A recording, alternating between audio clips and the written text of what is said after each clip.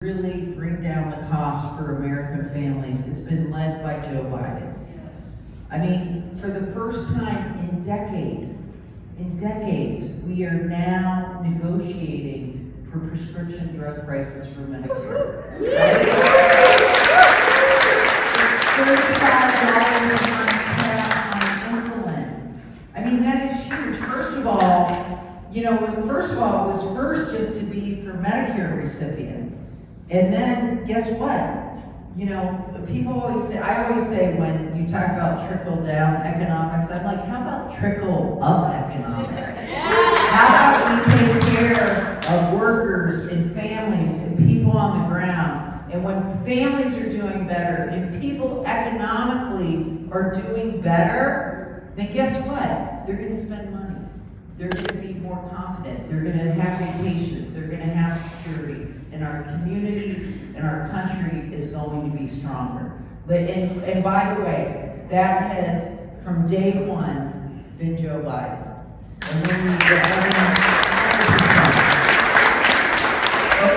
look at, I just look at our response to the pandemic. And I sort of juxtapose it to the mortgage crisis that happened in 2008. The response to that was, let's take care of the big banks, and then everyone will be fine. And our response was, no, let's take care of the workers, let's take care of the small businesses, let's take care of people on the ground, and make sure that they can feed their families, and they can pay their rent, and they can pay for their medical care. And by the way, now we are seeing an economic resurgence unlike anything around the world, what's happening here in the United States. And I will tell you that when Republicans came into the office and took over the majority in the House, which by the way, it wasn't a red wave, it was a red whip ripple, okay?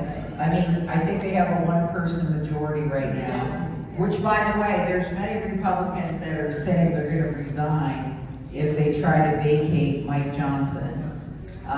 So we'll see what happens. I mean, maybe Hakeem Jeffries will be.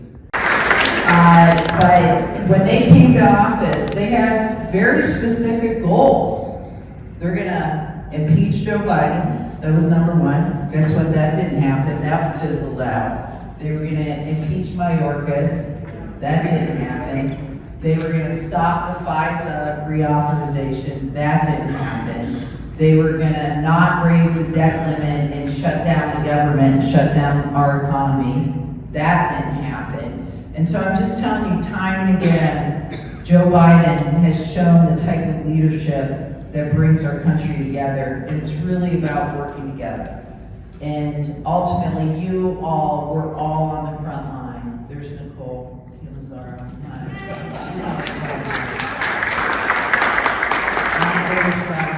But we're always we're battling. You always battle for those you gotta get those wins when you gotta get them. But ultimately, our country is better off if we work together.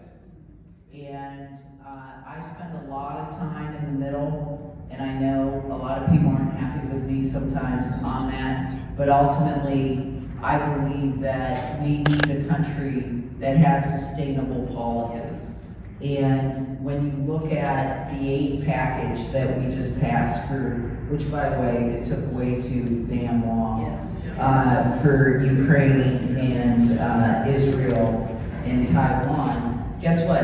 More Democrats voted for that than Republicans. Oh, really? And I know, but I'm just saying that, time and again, it shows that we have got to find the space where we can work together. And we all represent a community that is incredibly diverse, ethnically, but also diverse ideologically. And I just reach out to all of you because you are the people who are on the ground, who are having those important conversations time and again. And I thank you for doing that because it's tough.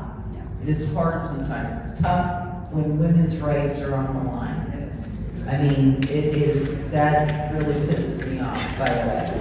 Because I sort of feel when you look around the world and history, in world history, when democracies fail, the first group that sees their rights obliterated are women.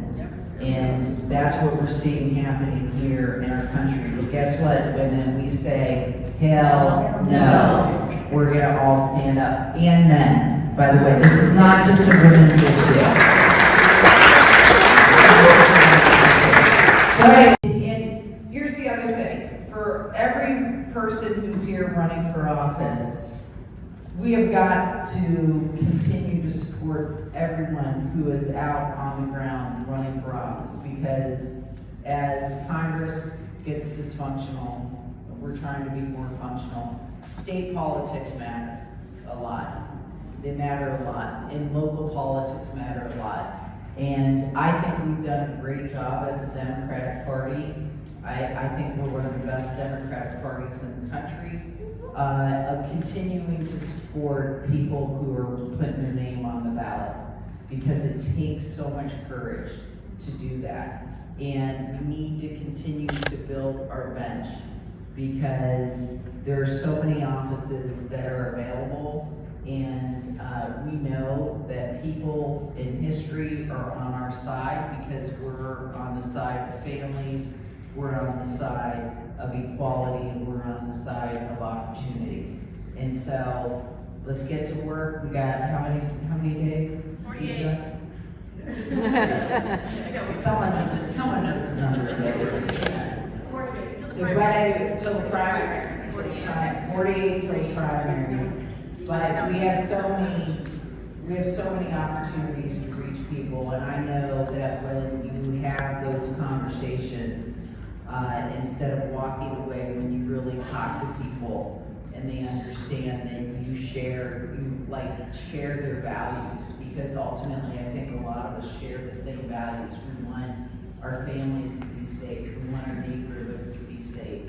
We want to be able to go on vacation.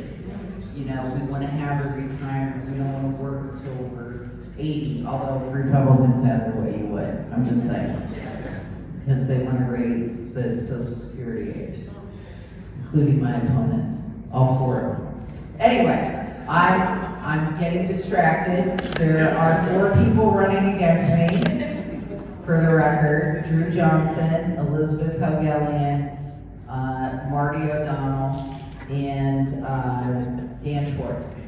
And I call them the Self-Funders Club, because they're all putting in money into the race to make it look like they can actually compete.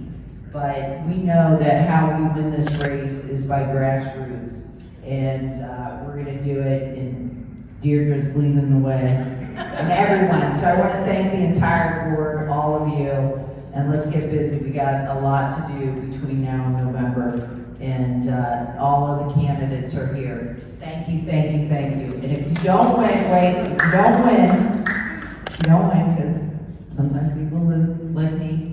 I lost my first race. If you don't win, you learn more from losing than you do from winning. So pick your ass up and get back on the ballot. Okay, that's all I gotta say about that.